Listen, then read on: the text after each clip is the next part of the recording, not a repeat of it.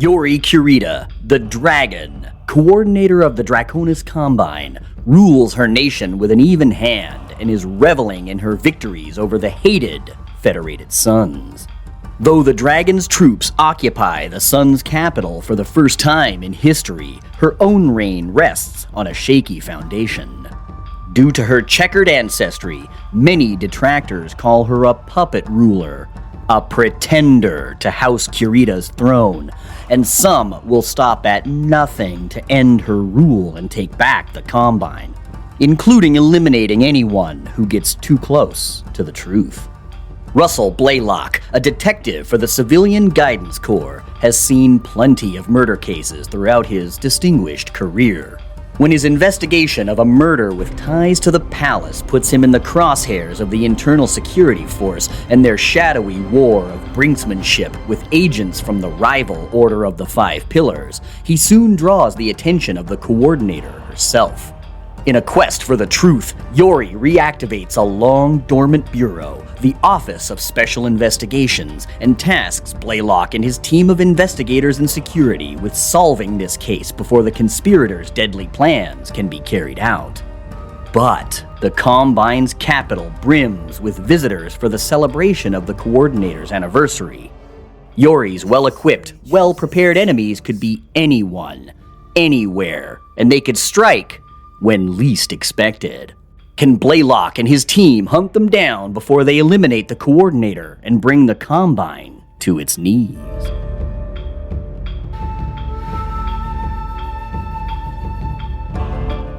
What's up, BattleTech fans? We're back with yet another edition of Battle Talk, and this time my special guest is none other than Craig Reed Jr., author of such novels as the Elements of Treason series, a regular contributor to Shrapnel, and so much more. Say hello to the folks at home. Hello, folks at home. That's probably the most interesting response I've gotten to that one in this entire time. So I want to jump right into the meat and potatoes here. I don't want to waste too much time. We're talking about In the Shadow of the Dragon. That's what your new novel is that's coming out. We're dealing with some Draconis Combine action, aren't we? Yes, we are.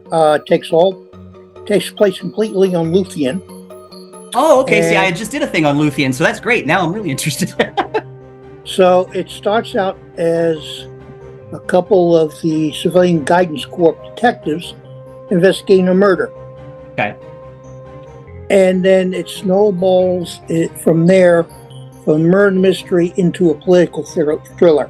See, because I was reading the copy that you sent me, and I kept thinking to myself, man, the more I read this, more this sounds like a whodunit. And I love murder mysteries. I love whodunit because you just don't see too much of that in the BattleTech universe, at least in my experience. Now, I'll admit that I haven't read every single novel, but the ones that I've read, that's a rare theme. So what made you want to write a murder mystery? Well, it just kind of came to me, really. I just started writing and, I started following the political stuff. And then all of a sudden, I had this novel. I sent it to John and asked, can you use this?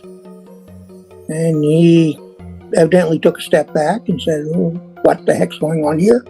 And, well, after about another year of editing, rewriting, Sure. It should be out next month. And that's pretty cool because I've heard from guys like Brian and Michael and them that sometimes the company will come to you and say, here's what we want to write, or we want you to write about. It's this. So flesh that out however it is you do, but this is the core subject. But it's almost like, from listening to you talk, doesn't sound like that was the case. This sounds like this is something that came up in your free time and you were like, hey.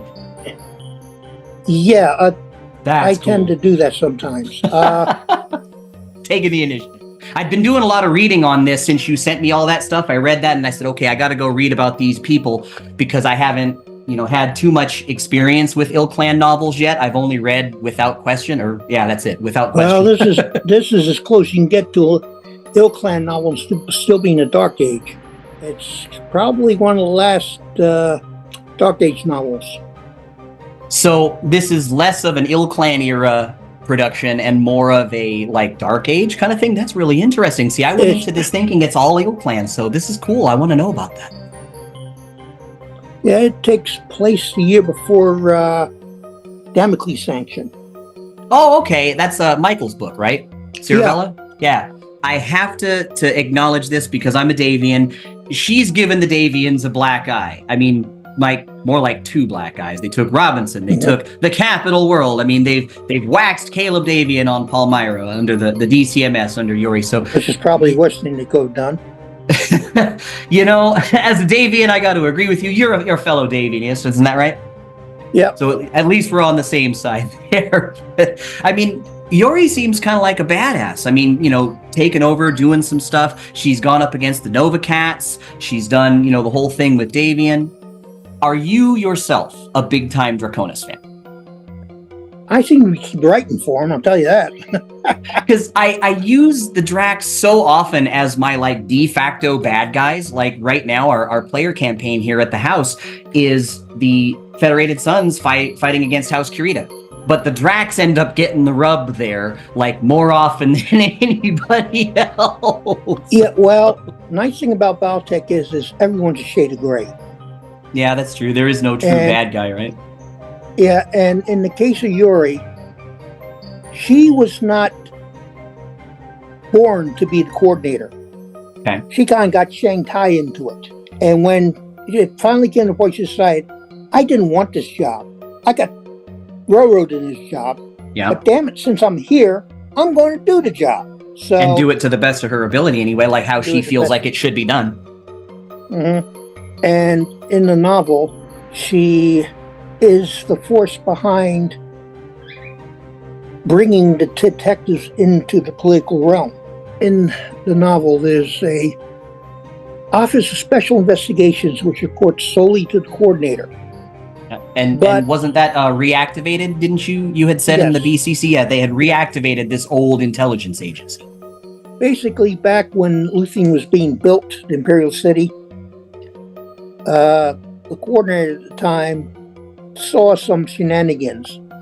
So he brought in some of the best detectives, set up this office for them, and turned them loose. Okay. So they did their job. They got paid off. They went home, and the office was deactivated. So it's basically a tool for coordinator when they want something looked at, but they don't want to go through the official channels like the ISF. ISF, right. They activated the people that they have in there, do the job, and then afterwards the office closed down again. And in the case of the in the case of the novel, I had to basically build, how the Civilian Guidance Corps is set up, because all you see are the guys in the pink and white striped uniforms. Right. And you never consider that there's actually more to them than that. So there's a detective bureau. They handle the crimes. Yeah, they handle the murders, the robberies, the other things that are below the ISF's attention. And they do clash with the ISF. They do several times because the ISF keeps moving in and trying to take over cases of theirs, claiming national security. So the thing is, the murder victim has ties to the palace. Okay. The victim is a female nurse, and her sister works in the palace as one coordinator's personal physicians. So it kind of brings the coordinator into the case, and she basically lets the detective know I'm supporting you. And then it finally gets to the point where she realizes that detectives need more resources, so she reactivates the Office of Special Investigations, and they basically have carte blanche. All right. To go unlimited money? Unlimited money, basically, if they can talk to anyone they want to. Okay. Because the only person they report to is the coordinator. And the Shadow Dragon allowed me to throw a little bit more into Yori's personality, because you only see her in one or two novels for any real serious length. And she occurred to me, she was a woman that basically, like I said, she'd been railroaded into a job. Right. But damn it, since she's here, she's going to do the best she can. She's not afraid to throw her weight around if she has to. and also threw in some other things, a little bit more about the Order of Five Pillars with some characters in there. You get to meet the new keeper of the family honor, which is I was going to say, do we get to know who that is? Yori Kurita. Okay. She is like the great granddaughter of, I think it's Miles Kurita, the last head of the Russell-Hague district. The guy who said that his job is basically wearing gray and keep his mouth shut. But she's inherited some of his qualities. Sure. And she's also very good with a naginata. You're talking about that's the missile boat, right? A bunch of missiles? No, that's the actual weapon. Oh, okay. See, I'm a mech jock, so gearhead. Yeah. A naginata is a long-bladed spear. Okay. It's a traditional weapon used by Japanese women. Oh, It's still taught to mostly Japanese women, even though it was very heavily used by the samurai. And she's very good at it. And like I said, you got the Order of Five Pillars involved. You got the ISF trying to interfere. so this is kind of like a who's who of all the secret people in the Draconis Combine. And you also have this group that's behind the attempt to assassinate Yori Kurita. So are you like a big fan of that old like 1940s era film noir kind of stuff? Is that maybe where some of this inspiration has come from? Yeah. I love those old detective movies and those old like radio serials. Yeah, in fact, the new Shrapnel has a story of mine in there, which is sort of a noir detective type story. Icons of War started when John Helfers messaged me and says, how would you like to write how would you like to write the story? And it came out of the writers' discussion, which I wasn't part of at the time. Okay. Because it questioned what happened to Gorner Kerensky, who was a SOCON at the time. Okay. But he kind of disappeared, and you had Anastasia Kerensky step in as SOCON. And someone came up, well, Garner went to get the McKenna's Pride. They said, we want you to write about how the wolves get the McKenna Pride. And I thought I could do it in 20,000 words. Was I wrong? So, I mean, how many did you end up coming in at? About 45,000, I think. Because it turned out that you couldn't steal the McKenna's Pride too early because it was in use during the last stages of the War of Reeling. And I couldn't see Vlad sending a team 2 years after the wolves left back to steal the warship. So it started out as Garmin Kerensky was given the task of stealing Alexander Kerensky's body. Oh, geez. All right. And well, they tried to do it when the wolves dropped onto the Kerensky blood chapel and basically said, free for all. Time to go. Yeah, well, they tried to do it then, only things happened and they were stuck. So they had to do some compromising. And they came up with this wild plan that turned out to be. And they stole the ship. They didn't want to steal the ship, but they had to steal the ship. Sometimes you gotta. Yeah, well, things didn't go quite the way they were supposed to, so they had to improvise again. Pivot. That's what I always say when we're playing here at home. Pivot. We got to do something else. Yeah, they had to do a lot of pivoting. But that was the first novel. Then they gave me the Elements of Treason novel. Now, you were just saying a second ago that when you had started writing some of this stuff, that the ilClan stuff wasn't there yet. You didn't know anything about it. Well, have you had a chance to go through that? Because my question is, what's your opinion of the ilClan era with the shape that it's taken nowadays? It's interesting because it's all brand new. I was just telling somebody that literally the other day. I was like, but this is all new territory. You don't know what's going to happen. All that other stuff, you kind of remember it, but this is just, everything is just... All the new novels that are coming out now are covering new territory.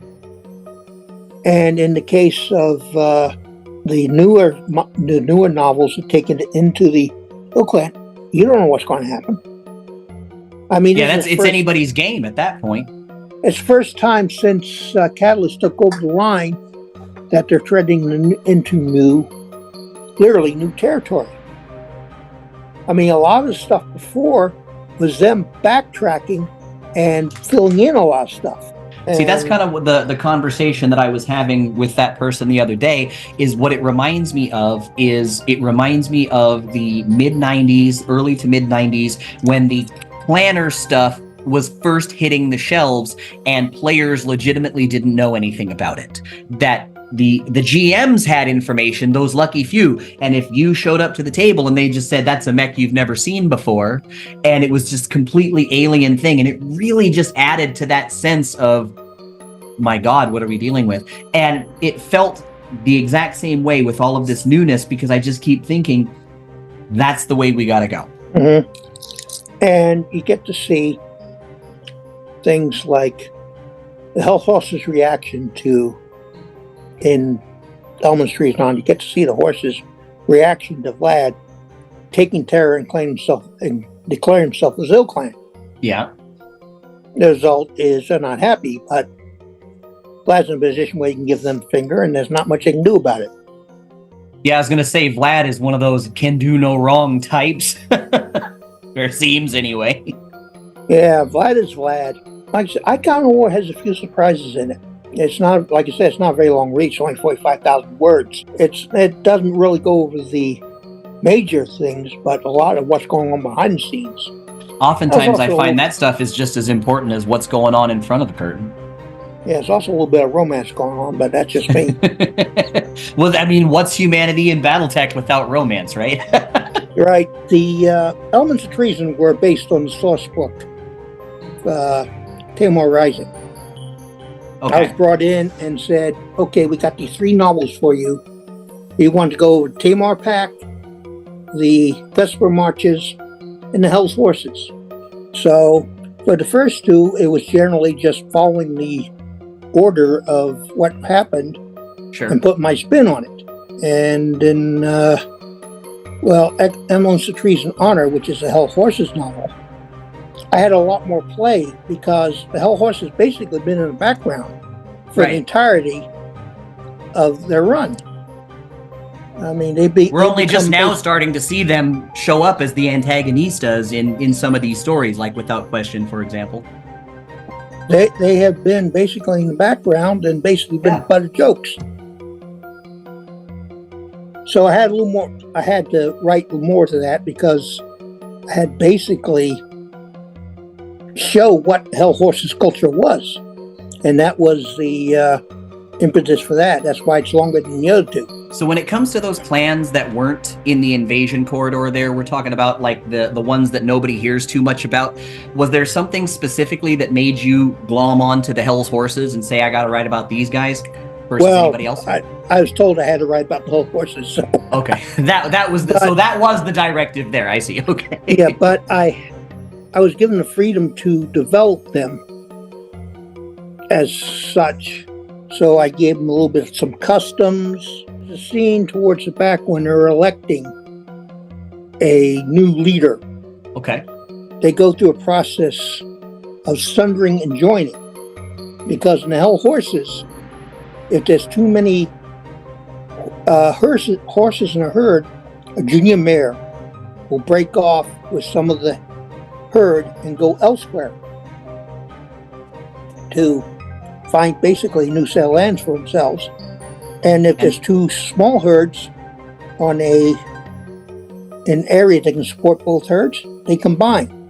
Oh, okay. So the idea is that if you vote, you separate one side. If you vote for something, one way, you go to one side of the room. If you vote against it or vote for someone else, you go to the other side of the room. Sure. And if you're indecisive, you stay in the middle. And then you count heads. And then afterwards, they all come back together. That was fun trying to write them into the, trying to give them a little bit of flavor. Yeah, I was just thinking to myself, like, I always think it's so cool how the various authors take the clans and whatever their totem animal is, and then I assume go out and do a bunch of research on that particular animal and try then to write characteristics of it into that particular lore. And it's all based around that kind of stuff, which is just stuff from real life, like here on Earth. And that is, that connection I think is super cool. And it's neat to explore that. And in the case of the Team-Up Pack, it was fairly straightforward. Took a lot of stuff from the source book and, created a story around those events. Threw in a little bit more backstory that didn't appear in the source book. In Element Street and Opportunity, I got to play around with Brewer. And one thing I found out that he wasn't married. When you look at the book, his niece is the one who's acting as hostess when they were on planet. So it was an opportunity for me to give him a little more background and to make him a little bit more than just the cartoon type villain that he was in previous stories. So I basically gave him a lost love and a daughter he never knew he had. The idea that the villain has to be this over-the-top caricature of reality is just kind of like, I guess we're kind of used to seeing it at this point. It's a trope almost. So yeah. And I'm not advocating for humanizing villains, but they are human, right? And they got to have all this stuff. So when you make them basically like, Count Dracula or something, it's almost hard to believe them as real because it's so. Yeah, well, with him, it was sort of a what if. What if he had actually married this woman?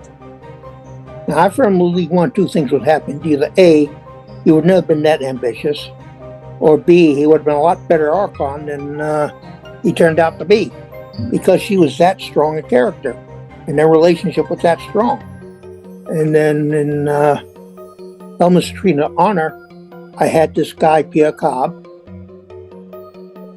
and I basically had to make him stand out from all the others. So I made him a scholar, a historian, someone who wasn't afraid to write and point out mistakes that had been made in the past. He likes coming up with stuff, and he makes a lot of the senior officers nervous because they feel he's challenging the way the horses have always been. It also allowed me to give some a little more depth to Sachiko Rainwater, who's the lore master, as well as some of the other senior leaders. What I was going to ask is, a second ago, we had a really interesting side conversation about how the fact that In the Shadow of the Dragon is less of an ilClan era novel and more about like the tail end of the Dark Age. Let's talk about that. I got to know, because you'd think that was past. So what's going on there? Well, I wrote the thing blind, basically. A lot of the novels that have come out since then, like the Sword Damocles and some of the others, weren't out. I didn't know anything about them. So I basically wrote it blind, and when it came down to it, all I had to do was shift the events back a year. Okay. Which took it out from the ilClan era back in the Dark Age. This is, this is about the time it's Yuri celebrating her anniversary of coming to the throne. Okay. That's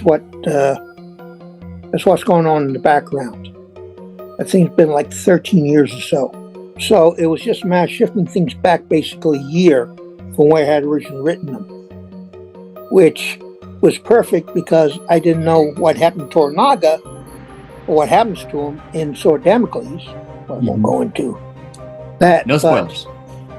No spoilers, but it set that up nicely. So right now I'm working on the first of 3 novels in the War of Reaving. That covers the War of Reaving, gives you a real good look at it. Yeah, well, I'm doing the first novel. Jason Hanson's doing the second novel, and Phil Lee is doing the third novel. So all 3 of us are going to do our best to give you a full picture of the War of Reaving. I was going to say, it looks like it is a very exciting time. And there are a few surprises in there. You gotta look at the society. And the society are like the big time baddies at that point, aren't they? Yeah, they're what is known as they're the scientists who decided that the warriors were being too over the top, too demanding. They were asking for stuff that wasn't good for the society. And that was another thing that Icons of War allowed me to do, was to fill in some of the clan society, which, all you know about the warriors. I was going to say, we know very little about that.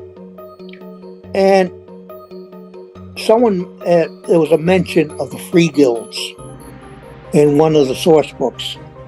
And I took that and I ran with it.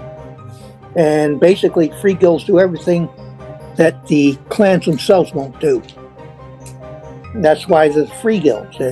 Right. They're not treated well, they're treated like garbage, and they have the worst jobs. But they do the necessary jobs. It's the kind of people you don't hear about too often either. No. And it allowed me to run right with them. Yeah, I like hearing those stories about the little guy, the downtrodden, the people that you don't hear about. Because what I tell folks all the time is, well, yeah, you've got these names, but like, what's your legacy going to be? Like, you could think about these people, but come be the next you and go. It also gave me a look. It let me dive a little bit deeper into the Darkcast on Stana Metsme. It allowed me to fill in a lot of stuff that you didn't know about the clan society. Because not every person walking around is a member of a clan. They're not? That's interesting. I thought everybody was part of one group or the other. Well, a lot of them kind of fall through the cracks, and that's where the free guilds come in. And I know that there's been several clanners that have gone on to do various things in the inner sphere once they've broken away from that whole paradigm. So that's pretty cool to see them going into that shift. I just want to get out there and talk. No, I totally feel that. Which I don't do a lot of because I'm not the very most outgoing type of guy. I've kind of learned over time, but yeah, I feel that. Yeah, but I felt this was, if Brian Young can do it, so can I. Damn straight. Craig, it's been an absolute pleasure having you on the show, and I greatly appreciate you being here. Folks, you're going to want to pick up In the Shadow of the Dragon, coming to stores very shortly. We'll see you next time right here on the Space Mates.